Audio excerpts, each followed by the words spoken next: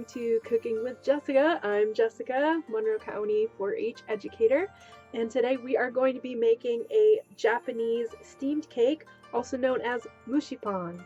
Now, Mushipan is interesting. It started after World War II when America was in Japan. We were giving them lots of help with food and supplies after the war. People didn't have much money, they didn't have much food, so we were helping them while we were there. And one of the things that we brought in for food was flour. And Japan before that time wasn't really used to cooking a lot with flour. So they also didn't have ovens. So what they did was they created this bread that is steamed called Mushipan. Mushi is from the Japanese word musu, which means to steam. And Mushipan is interesting also because it's not very sweet. So it is a little bit of a healthy sort of baked goods, you could say.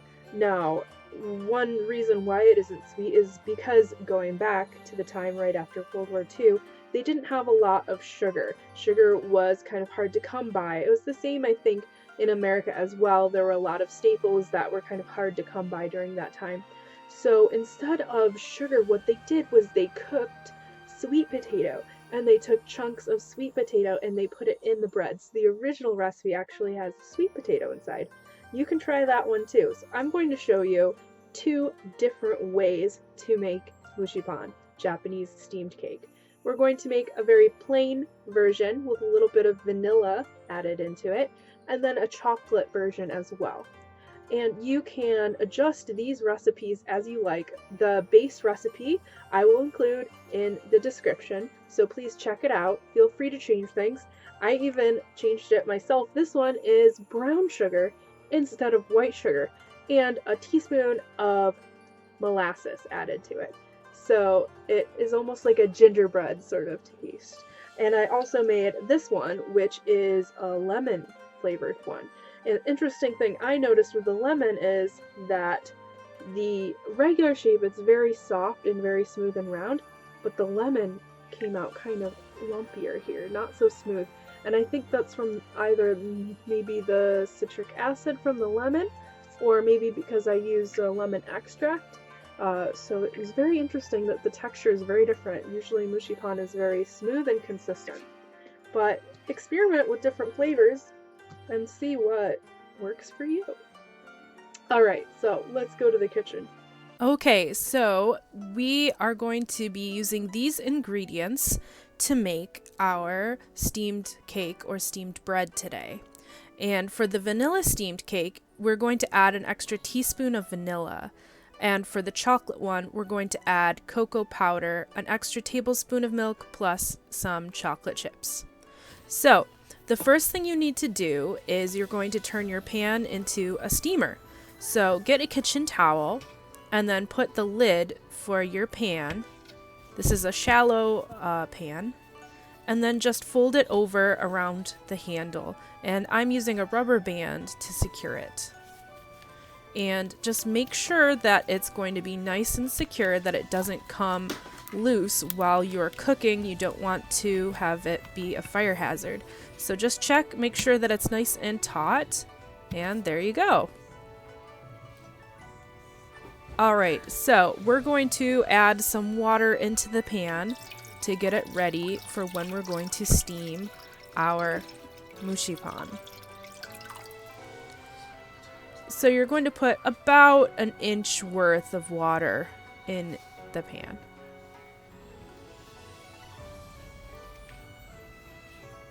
And put the cover on it.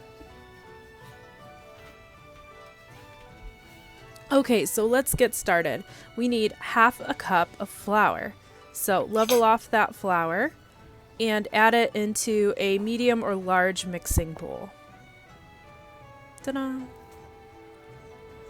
Okay, and then we are going to add some baking powder. We're going to need 1 teaspoon of baking powder for the basic steamed cake. So the baking powder has its own little area there where you can level it off really easily. All right.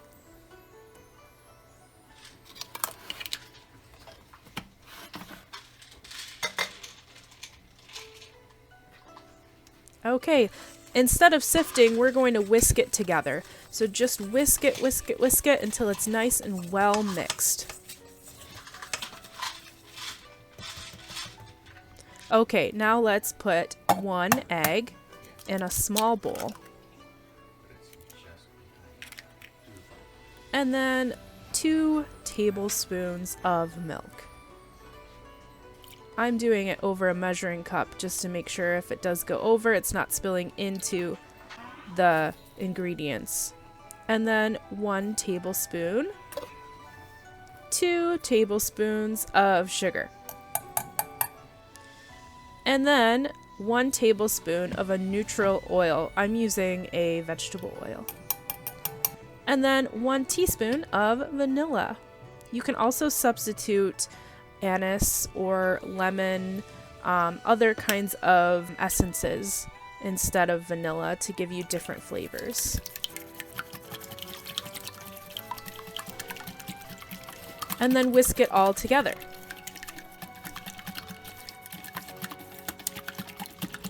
Whisk, whisk, whisk. All right, that looks about right. Okay, add the wet ingredients into the dry. Make sure you use your spatula to scrape out all the wet ingredients. You only have a little amount of ingredients here, about enough to make 4 steamed cakes. So we want to make sure we get all of it out of there.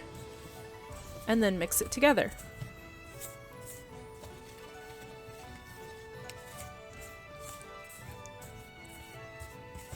Mix, mix, mix. And keep mixing until it's smooth. You can incorporate all of that flour that's on the edge there. Just kind of use the spatula to scrape it together. You can see it's starting to get a little bit more smooth now. All right, almost done.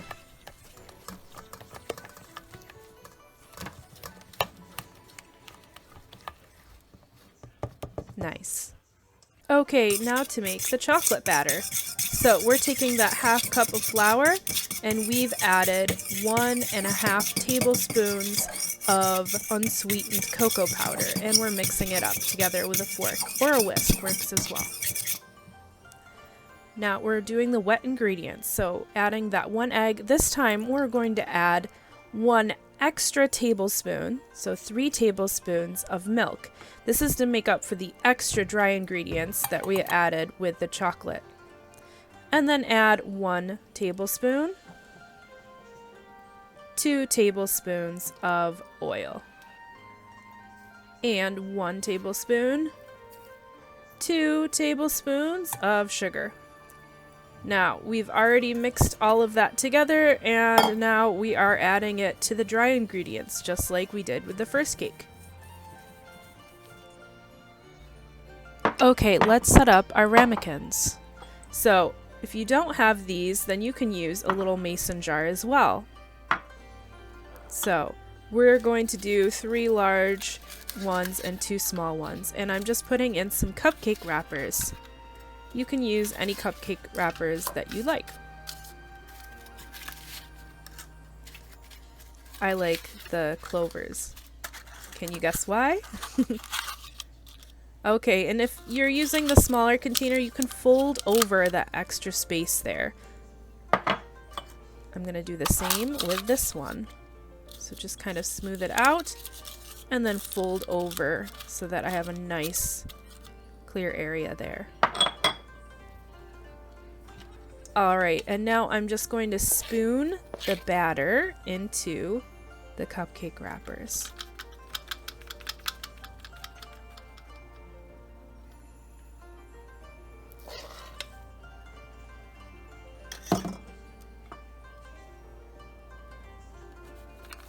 You might have to hold the wrapper down as well. It's a little difficult sometimes. Or you can use a spatula to help you scrape that thick batter into the cupcake wrapper. Here I'm using a little spoon.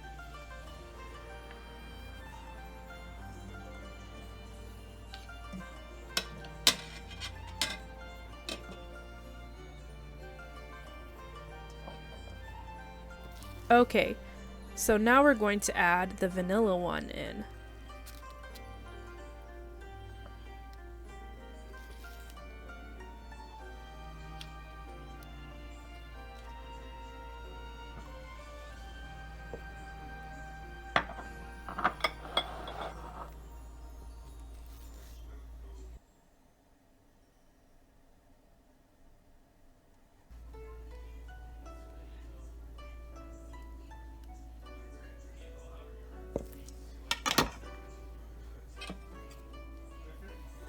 I'm going to add a little chocolate in here and I'm going to make a swirl.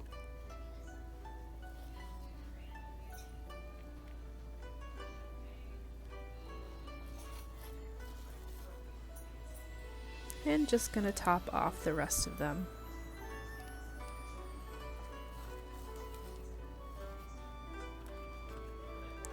You can see there isn't a ton of batter in any of these cupcakes. They're going to steam up pretty high when I'm done.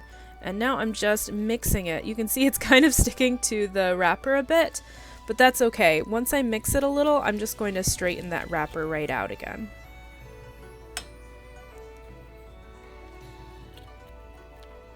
Just push it off to the sides.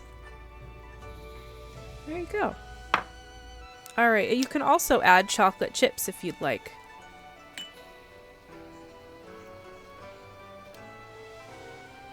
Okay, now it's time to steam. So we're going to turn the heat on to high until it's boiling. Once it's boiling, carefully, and this is the part where you might want an adult to do it for you, put the ramekins or the mason jars into the boiling water. You can see right here the level of the water isn't very high. You want to make sure that they're not touching each other. Don't worry, you might hear a lot of rattling noise. It'll be okay. Okay, and then we're going to cover with our cover that we had put the cloth on. And we're going to lower the heat down to low, the lowest setting that you have. And put on the timer for 8 minutes.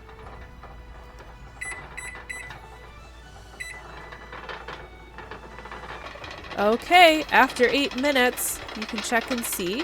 I'm using a long skewer to check and see if it's done.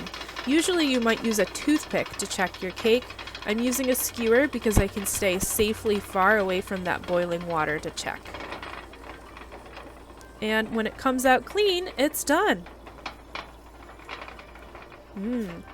They sure look good.